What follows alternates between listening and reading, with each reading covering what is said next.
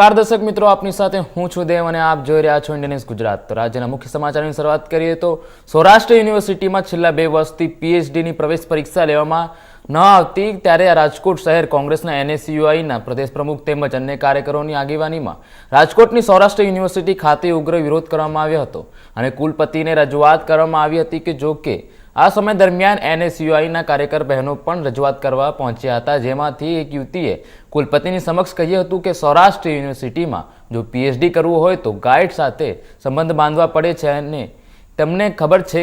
જો કે આ નિવેદન સાંભળ્યા બાદ સૌરાષ્ટ્ર યુનિવર્સિટીમાં કુલપતિ ઉત્પલ જોશી થોડું હાસ્ય અને આશ્ચર્યમાં મુકાઈ ગયા હતા।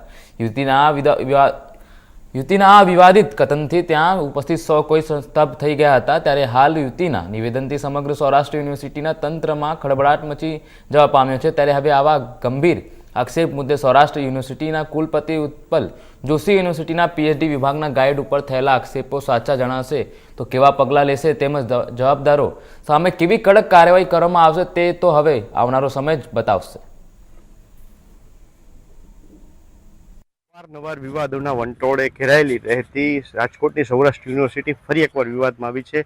ત્યારે વાત કરીએ તો ગઈકાલે એક વિદ્યાર્થીની દ્વારા ગંભીર આક્ષેપ કરવામાં આવ્યા છે યુનિવર્સિટીના કુલપતિ ઉત્પલ જોશીની સમક્ષ। ત્યારે મારી પાછળના દ્રશ્ય જોયું કે આપણે અત્યારે જે સૌરાષ્ટ્ર યુનિવર્સિટીનું પટાંગણ છે રાજકોટમાં ત્યાં આપણે આવીએ છીએ। ત્યારે ગઈકાલે વાત કરીએ તો આ જે યુનિવર્સિટી છે સૌરાષ્ટ્રની રાજકોટ ખાતે, ત્યાં કાલે રાજકોટ એનએસયુઆઈ દ્વારા એક ઉગ્ર વિરોધ કરવામાં આવ્યો હતો। કારણ કે આ ઉગ્ર વિરોધનું કારણ એ હતું કે જે પીએચડીની એક્ઝામ છે તે લેવાતી ન હતી, તે ઘણા સમયથી મોકૂફ રાખવામાં આવતી। ત્યારે જેને લઈ કાલે જે એનએસયુઆઈ છે તેના કાર્યકરો દ્વારા ઉગ્ર વિરોધ કરવામાં આવ્યો હતો। ત્યારે ઉગ્ર વિરોધ દરમિયાન ક્યાંક ને ક્યાંક કહેવાય કે એક વિદ્યાર્થીની દ્વારા જે સૌરાષ્ટ્ર યુનિવર્સિટીના કુલપતિ છે ઉત્પલ જોશી તેના સમક્ષ નિવેદનો કરવામાં આવ્યા હતા। જેમાં નિવેદનમાં ક્યાંક ને ક્યાંક એક યુવતી છે જે વિદ્યાર્થીની છે તેના દ્વારા એવું પણ કહેવામાં આવ્યું હતું કે જો પીએચડી તમારે અહીં પાસ કરવું હોય તો તમારે અહીંના ગાઈડ સાથે સંબંધ બાંધવો પડે, શરીર સંબંધ બાંધવો પડે।